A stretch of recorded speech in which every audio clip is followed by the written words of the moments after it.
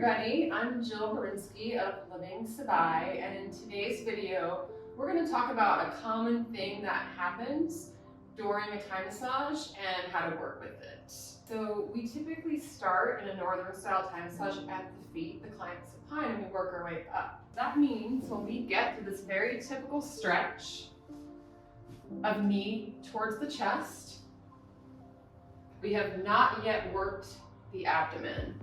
And you might find that your client is experiencing pinching in the inguinal area. And there's two things that you can do. One is just simply moving the knee further away from their body to eliminate that pinching feeling.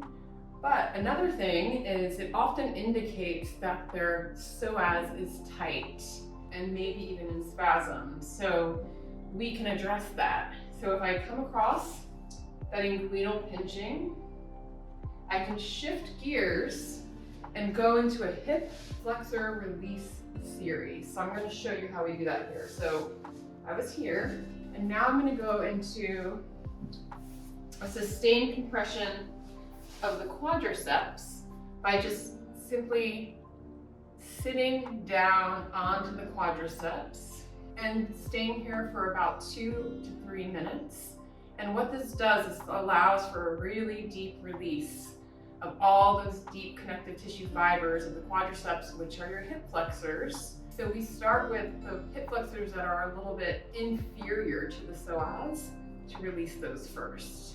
But after that, I can shift my body around to sit on their adductors or inner thigh for another 2 to 3 minutes like this.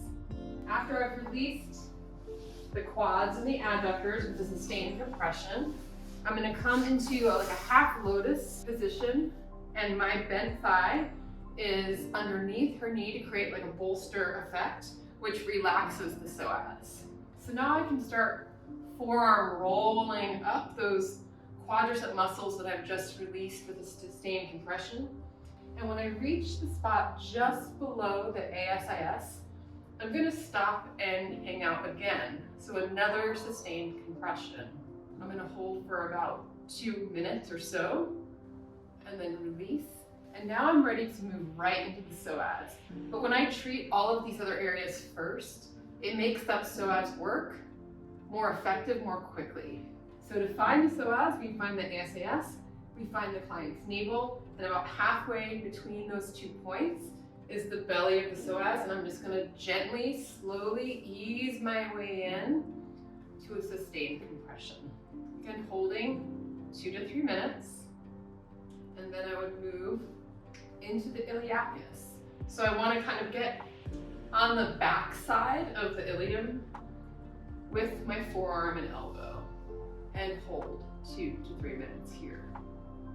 So now I've given the client a very deep release of all the hip flexors, and I want to finish this off by just lengthening that whole line of fascia. So I've locked her foot between my knees, and I'm just gonna pull back, and you can see that lengthening happen. And now you're ready to continue where you left off, and you'll probably find that that pinching is now gone. So give that a try at home, and let me know how it goes. Thank you so much.